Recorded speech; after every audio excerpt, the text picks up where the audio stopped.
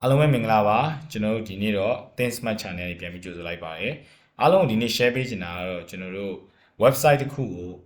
domain လည်းအခမဲ့ရပြီးတော့ကိုယ့်ရဲ့ website ကိုလည်းအခမဲ့ hosting အခမဲ့ website တစ်ခုဘယ်လို launch လုပ်နေဆိုတော့ကျွန်တော် sharing လုပ်ပေးချင်တယ်ဒီနည်းလမ်းလေးကကိုယ့်ရဲ့ကိုယ်ပိုင်စီးပွားရေးအတွက်ပဲ website လုပ်ဒါမှမဟုတ်ကိုယ့်ရဲ့ portfolio အတွက်ပေါ့နော်ကိုယ့်ရဲ့ personal အတွက် profile website ပဲလုပ်ဘယ်လိုပဲလုပ်အဆင်ပြေတယ်ပြီးရင်ဒီ platform က free ရတာဖြစ်တဲ့အတွက်ကိုယ့်အနေနဲ့ပတ်စံတစ်ပြားမှာခုမှမဟုတ်ဘူးပေါ့နော်ဆိုတော့ platform ရဲ့နာမည်ကတော့ Canva ပါဒီ Canva ဆိုတဲ့ site မှာကျွန်တော်တို့ design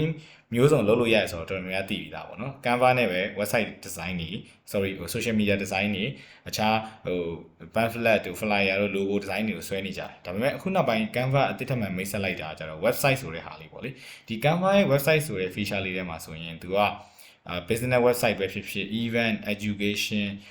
ပြီးရင်ကျွန်တော်တို့ retail ပေါ့နော်ဒီဈေးရောင်းတဲ့ website ဘယ်လိုအားဖြစ်ဖြစ်သူက Canva နဲ့ကိုလုပ်လို့ရအောင်လုပ်ပေးထားတယ်ပြီးရင်အဲ့ဒါအခမဲ့သုံးလို့ရတယ်ကိုယ်ပိုင် domain နဲ့ချိန်ချင်မှပတ်စံပေးရတာပေါ့နော်ဆိုတော့အဲ့တော့ကျွန်တော်တို့ small business တွေလုပ်ငန်းအသေးလေးဆိုရင်တော့ဒါနဲ့လုပ်ရတာကြိုက်တယ် website တွေများမှလည်းပေးကြမလို့ပြီးရင်လုပ်ရတယ်လွယ်တယ်ပေါ့နော်ဆိုတော့ကျွန်တော်ဒီနေ့တော့အဲ့ဒါကိုကျွန်တော် sample လုပ်ပြရခြင်းတယ်အဲ့ဒီထဲမှာကျွန်တော်ဒီ business website ထဲမှာကျွန်တော်ဒီ template လေးနဲ့ကျွန်တော်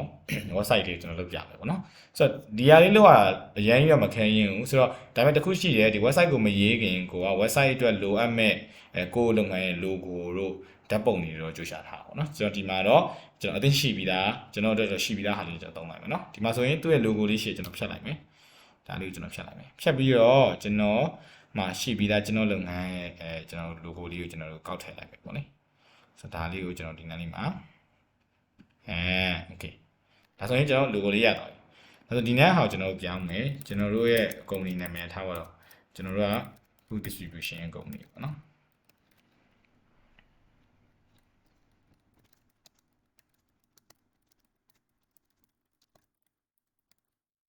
ဒီလိုမျိုးကျွန်တော်ဒီစာလေးတွေကကျွန်တော်ကြိုရေးထားဖို့လေးပြင်နေမှာပါရင်ပေါ့နော်ဆိုတော့ okay ဆိုဒီစာလေးကိုကျွန်တော်အကြောင်းပြောင်းမယ်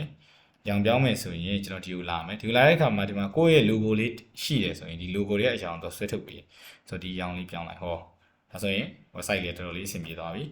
ဆိုတော့အဲ့ဒါမှပေးနည်းနည်းလေး sorry ပေးနည်းနည်းလေးကျွန်တော်ရွှေ့မယ်ပေးနည်းနည်းရွှေ့ပါနော်ရွှေ့ကျွန်တော်ပုံပြန်တင်လိုက်ပြီအောက်က button လေးကိုကျွန်တော်အကြောင်းပြောင်းမယ် button လေးကလည်းထွန်းနေလည်းကောင်းမယ်ဒီဟာလေးကိုကျွန်တော်ပြန်အောင်လေးပြောင်းမယ်အထက်ကစာကိုပြန်အောင်လေးကျွန်တော်ပြောင်းမယ်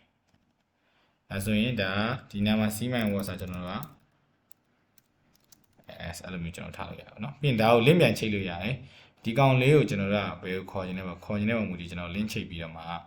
ပမာဒီနေရာမှာ contact us ကိုနှိပ်လိုက်ရင်ဒီမှာ website ရဲ့ section လေးတွေရှိပြီးသားပေါ့နော် website မှာ home about background feedback အဲ့လိုမျိုးရှိပြီးသားဆိုကျွန်တော်ဒီ contact ကိုနှိပ်လိုက်ရင်ဒီ contact ဆိုတဲ့ section လေးကိုရောက်စေချင်တဲ့တခါလေချိတ်လိုက်လို့ရတယ်ဆိုတော့အဲ့ဒါကိုနှိပ်လိုက်တယ်နဲ့တော့ဘယ်ကိုရောက်မှာလဲဆိုတော့ဒီနေရာလေးကိုရောက်လာမှာပေါ့နော်အဲ့လိုပုံစံလေးတခါလေးချိတ်ထားလိုက်ဆိုတော့ဘာကြံသေးလဲဒီပုံကြီးကိုပြောင်းမှုကြံတယ်အဲ့ပုံနေရာမှာတော့ကျွန်တော်ကိုဟာရဲ့ကုမ္ပဏီရဲ့ပုံတစ်ခုခုပေါ့နော်ကျွန်တော်ဒီမှာတော့ online ရတဲ့ပုံလေးပဲခဏထည့်လာမယ် sample ပဲပြမှာဆိုတော့နော်ဒီပုံလေးကိုကျွန်တော်ခဏထည့်ထားလိုက်မယ် okay နောက်ပုံကျွန်တော်ဖြတ်လိုက်ရဟောဒါဆိုကျွန်တော် website ရဲ့ home page design လေးကျွန်တော်ပြီးသွားပြီပေါ့နော် home page လေးပြီးသွားပြီဆိုတော့ကျွန်တော် next step now page လေးကျွန်တော်တွားကြည့်ပေါ့လေဒါ home page ပြီးသွားရင်ကျွန်တော်ဒီမှာ about လေးလာတယ် about ကြတယ်ကျွန်တော်လွယ်လေးပဲ about တဲ့အကြောင်းတစ်ခုကျွန်တော်ရွေးလိုက်မယ်ပေါ့နော်ရွေးပြီးသားရင်ဒီမှာ about as ပေါ့စာလေးနည်းနည်းကြည့်လိုက်ပြင်ဒီရောက်ကတော့ကြိုရေးပြီးသားစာတစ်ခုပြင်ပေါ့နော်ပြီးရင်ဒီနေ့မှာပုံထည့်မယ်ဆိုတော့ကိုထည့်ခြင်းတဲ့ပုံကိုကိုဘာသာကိုကြိုပြီးတော့လောက်ထားပါပေါ့လေပုံထည့်လိုက်ပြီးထားပါတော့ဒါဆိုရဒီကောင်လေးကိုနောက်ရွှေ့ပြီးဒီတရားကိုဖြတ်လိုက်ဟောဒါဆိုကိုယ့်ရဲ့ဟာလေးဖြစ်သွားပြီပြီးကိုယ့်ရဲ့ service နဲ့ကိုယ့်ရဲ့ service ပေါ့လေ our service ပေါ့နော် our service ဆိုလည်းထားပါတော့ဒီဟာကိုကျွန်တော်ဖြတ်လိုက်မယ်service ကတခုပဲပေါ့နော်ဒီမှာ service ကတော့ကိုယ့်အကိုကြိုရေးထားပေါ့လေကိုဘယ်လို service တွေပေးမလဲပေါ့နော်အဲ့တော့ကြိုရေးထားပြီးဒီဟာလေးကိုကျွန်တော်အရှောင်းကျွန်တော်ပြောင်းလိုက်မယ်ဒီပုံနေရာမှာကျွန်တော်ပုံတစ်ခုထည့်မယ်ကိုယ့်ရဲ့จุดတင်ရှိပြီးသားပုံပေါ့နော်အဲ့ပုံထည့်လိုက်ကျွန်တော်ပုံလေးထည့်လိုက်ပြီးထည့်ပြီးရင် back ကိုရွှေ့ဒီတရားပုံဖြတ်လိုက်ဒါဆိုဒါလေးဒီ section လေးလည်းကျွန်တော်တို့ဒါပြီးသွားပြီပေါ့နော် okay ဆိုဒီထိရမယ်အဲ့ဆိုနောက်က client testimony ရဲ့ဒီညမှာတော့ကိုယ့်လုပ်ငန်းအကြောင်းလူတွေပါပြောလဲဆိုတဲ့ဟာပေါ့ဒါကတော့ ကျွန်တော်ဒီမှာမရေးပြတော့ဘူးเนาะကိုကသာကိုနောက်မှပြန်ရေးလို့ရတယ်ဒါပေမဲ့ဒီနေ့မှာအရှောင်လေးတွေသုံးတဲ့အခါမှာကျွန်တော်တို့ကဒီ logo ကပြတ်ပေးထားအရှောင်လေးပြန်သုံးကြရင်ပို့ပြီးတော့ကြည့်ရတာ brand ဆန်နေပေါ့เนาะအဲ့လိုမျိုးတောက်လို့ရတယ်ပြီးနောက်ဆုံးက getting touch မှာလည်းကျွန်တော်တို့ထုံနည်းလည်းကောင်းပဲgetting touch ကပုံကျွန်တော်တို့ချိန်မယ်ပေါ့เนาะဆိုတော့ဒီနေ့မှာတော့ကျွန်တော်တို့တက်ပုံကိုဒီမှာပဲရှာကြည့်လိုက်မယ်ဒီတဲကပဲကျွန်တော်တို့ contact us လို့ရိုက်ရှာကြည့်လိုက်ပေါ့နော်။ခါကြရင်တော့ပုံရှိရတယ်ပေါ့လေ။ရှိတယ်ဒီမှာဆိုရင်ရှိရဆိုရှိရတဲ့ခဏယူသုံးလိုက်လို့ရတာပေါ့နော်။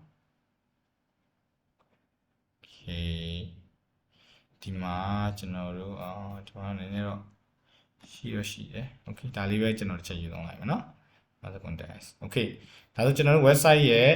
section အားလုံးကျွန်တော်တို့ဒါပြီးသွားပြီလို့ပြောလို့ရတယ်။ဆိုတော့အရေးကြီးတဲ့အဆင့်ကိုရောက်လာပြီ။ Okay ဒါဆိုကျွန်တော် website လေးပြီးသွားပြီဆိုတော့ဒီ website ကိုကျွန်တော်ဘယ်လိုမျိုး publish လုပ်မလဲပေါ့အဲ့ဒါဆိုကျွန်တော်ဒီ publish ဆိုတဲ့ code လေးကိုနှိပ်လိုက်အခုကျွန်တော်ဒီဟာလေးကိုလုပ်ပြလာတာဆိုရင်9မိနစ်တောင်မပြည့်သေးဘူးဆိုတော့9မိနစ်မပြည့်ခင်အတွင်းမှာပဲ website တစ်ခုရသွားပြီပေါ့နော်ဆိုတော့ okay ဒါကြီးကlaptop မှာပဲကြည့်လို့အဆင်ပြေမှာလားပေါ့ဖုန်းမှာအဆင်ပြေလားဆိုဒီမှာကြည့်လို့ရတယ်ဗျဒီ website ကို mobile ပါတော့ဖုန်းမှာလည်းသူကအလိုလျောက်ကိုဒီ website ကိုအလိုလျောက်ကိုသူနေရာကိုရွှေ့ပြီးတော့ခြုံပြေရပေါ့နော်ဆိုတော့ဖုန်းမှာလည်းအဆင်ပြေလိမ့်မယ်စိတ်မပူနဲ့ကျွန်တော်ဒီမှာလည်းlaptop မှာလည်းပြေတယ်ဖုန်းမှာလည်းပြေတယ်ပေါ့နော်ဆိုတော့ okay ဒီမှာ without navigation ဆိုတဲ့နေရာလေးရှိတယ်အဲ့ဒါ with navigation without navigation ဆိုအဓိကတော့ with navigation ဆိုရင်တော့သူကဒီနမ်းမှာ home about တို့အဲ့လိုမျိုးသူက menu ရွေးစရာလေးပါတယ်ပေါ့နော်ဆိုတော့ကျွန်တော် with navigation နဲ့ပဲကျွန်တော်ဒီမှာ publish လုပ်ပြမယ်ပြီးရင် without လုပ်ချင်လည်းရတယ်နော်ကျွန်တော် with navigation တောင်းမယ်ပြီးရင်တော့ domain ကိစ္စလာပြီCanva free ပေးတဲ့ domain သုံးမလားကိုယ့်ဘာသာကို domain တစ်ခုပဲသုံးမလားသုံးဖို့ရင်လည်းကိုယ်ဝယ်ပြီးသားရှိတဲ့ domain နဲ့ချိန်မလားပေါ့ကြိုက်တာရွေးလို့ရတယ်ကျွန်တော်ဒီမှာ free နဲ့ပဲတောင်းလိုက်မယ်ပိုက်ဆံထပ်မကုန်ဘူးပေါ့နော် free နဲ့တောင်းရင်ကျွန်တော်ဒီမှာကျွန်တော်ရဲ့ domain ဟာလေးကိုကျွန်တော်ဟိုဟာလုပ်လို့ရတယ်ပေါ့နော် website name ကိုကျွန်တော်ချိန်လို့ရမယ်အမှဆိုပါလို့ဒီမှာကျွန်တော်နာမည်ပေးပြီးသားဖြစ်နေတယ်ပေါ့နော်ဒီပေးပြီးသားနာမည်လေးမှာကျွန်တော်တောင်းလိုက်မယ်ဒါပြီးသားရင်တော့ပေးပြီးသားနာမည်လေးနဲ့ပဲကျွန်တော်တောင်းလိုက်မယ်နော်ပြီးရင် website description ကျွန်တော်ရေးလိုက်we are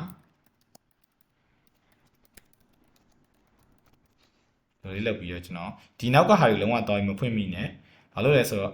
password protection ပါမှ website ကိုဝင်ကြည့်လို့ရတဲ့ဟာရှိတယ်လို့ကိုယ့်ရဲ့ website ကို Google တို့ပြီးရင်ကျွန်တော်တို့ဒီBing တို့အစရှိတဲ့ search engine တွေကနေရှာလို့မရအောင်လုပ်တယ်ဆိုတဲ့ဟာတွေဖြစ်တော့မှာဆိုလို့ဒါတွေကိုလုံးဝအမှန်ချစ်မနှိပ်ပါနဲ့ publish တန်းနှိပ်လိုက်ပါအဲ့လိုနှိပ်လိုက်ပြီဆိုတာနဲ့ကိုယ့်ရဲ့ website လေးကိုသူတခါတည်း online မှာသူ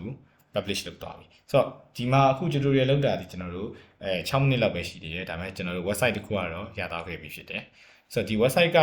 ထွက်လာတဲ့ domain ကလည်းဒါ Canva ကအခမဲ့ပေးထားတယ်ပေါ့နော်mycanva.site ဆို domain လေးနဲ့လာဒီမှာကြည့်လိုက်ပါ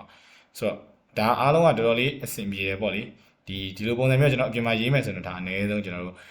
4 5 6သိန်းကနေစပြီးတောင်းပါအောင်နော်ဒါပေမဲ့ဒီမှာတော့ကျွန်တော်တို့ဒီဟာလေးနဲ့ဆိုကိုယ့်ဘာသာကိုရေးလို့ရတယ်ဒီ about ကိုကြည့်ရင်ကျွန်တော် about ကိုနှိပ်လိုက်ရင်